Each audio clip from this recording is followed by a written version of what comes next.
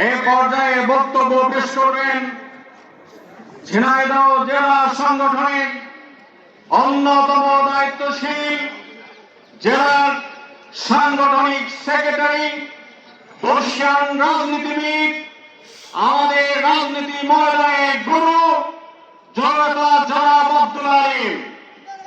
জননেতা জনাব আব্দুল আলিম ভাইকে বক্তব্য রাখার জন্য অনুরোধ করছি।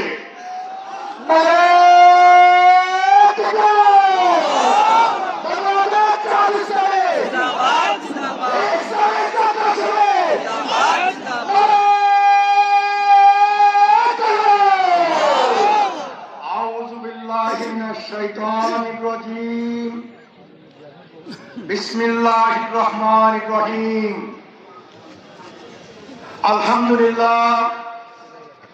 আলহামদুলিল্লাহি রাব্বিল আলামিন।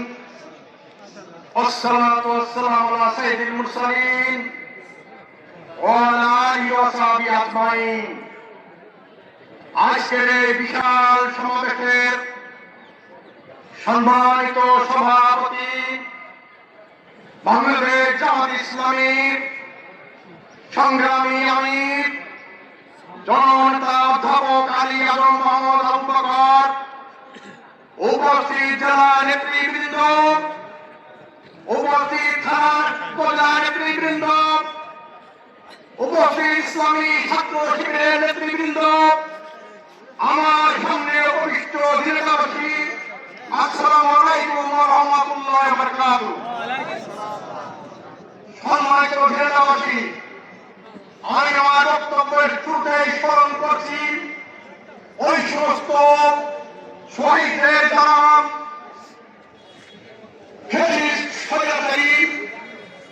শেখ হাসিনা সরকারকে পতন করার জন্য আত্মহত্যের জীবন সফল করেছেন। আমি তাদের শহীদ মর্যাদা আল্লাহ কবুল করুন, আল্লাহর কাছে দোয়া করছি। সম্মানিত জেলাবাসী, আমি আল্লাহ রাব্বুল আলামিনের শুকরিয়া আদায় করছি এই জন্য যে যখন বাংলাদেশের মানুষ হতাশ হয়েছিল, যখন বাংলাদেশের রাজনৈতিক দল কোন পথ খুঁজে পাচ্ছিল না, তখন মহান রাব্বুল আলামিন আকাশ থেকে ছাত্র নামক আওয়ামী ফেরেশতা নামিয়ে করে ওই ফ্যাসিস্ট সরকারি সরকারের পতন ত্বরান্বিত করেছে। সম্মানিত ভাইরা, আপনারা জানেন 1972 সাল থেকে 75 সালের 15 আগস্ট পর্যন্ত এই সরকারি শেখ হাসিনার পিতা রাষ্ট্র শাসন করেছিল। সদ্য স্বাধীন দেশ, এদেশের মানুষ অনেক কিছু আশা করেছিল। 1972 সাল থেকে 75 সাল পর্যন্ত আমি আব্দুল আলিম আমার বাড়িতে থাকতে পারি নাই। আমার মতো হাজার হাজার মানুষ বাড়ি ছাড়া হয়েছিল, শত শত মানুষকে হত্যা করা হয়েছিল, 40,000 দেশপ্রেমিক মানুষকে হত্যা করা হয়েছিল, অনেক মাতা সন্তানকে হারিয়েছিল, অনেক পুত্র স্বামীকে হারিয়েছিল। শেখ মুজিবুর রহমান রক্ষীবাণীর লাল ঘোড়া নীল ঘোড়া দাবিয়েছিল। সম্মানিত ভাইরা, 1975 সালের 15 আগস্ট তার পরিণতি ইতিহাসে লেখা আছে। আমরা দেখলাম দীর্ঘদিন 20 বছর পরে আবার আওয়ামী লীগ ক্ষমতায় এসেছিল। আল্লাহ রাসূল বলেছেন যে উহুদ পাহাড় সোজা হয়ে যেতে পারে, কিন্তু মানুষের চরিত্রের পরিবর্তন হয় না, পরিবর্তন হওয়া খুব কঠিন। এই সেই আওয়ামী লীগ সরকার আবার রাষ্ট্র ক্ষমতায় এসে দীর্ঘ 15 বছর এদেশের মানুষকে আবার হত্যা করেছে, নির্যাতন করেছে, আপনার খুন করেছে, আমাদের মামুনদের ইজ্জত দর্শন করে আপনার সেন্সরি পালন করেছে।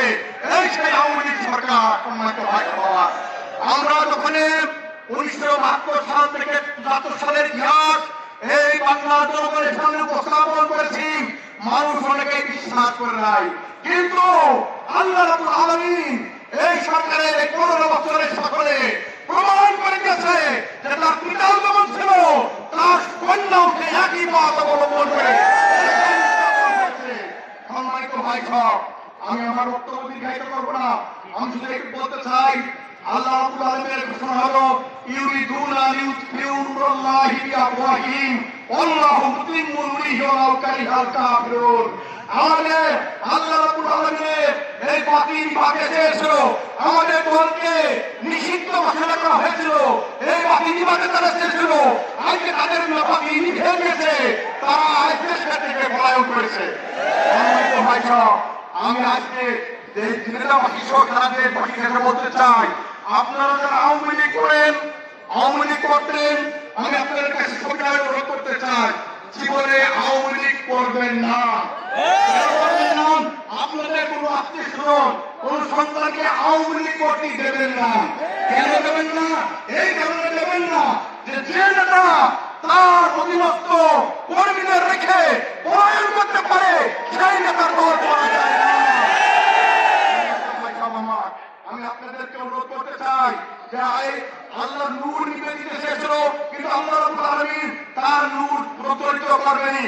আমরা সেই নূর হাতে নিয়ে এদেশের মানুষের কল্যাণের পথ দেখাতে চাই, আলোর পথ দেখাতে চাই। আপনারা রাজি আছেন? আল্লাহ আমাকে তৌফিক দান করুন। আসসালামু আলাইকুম ওয়া রাহমাতুল্লাহ।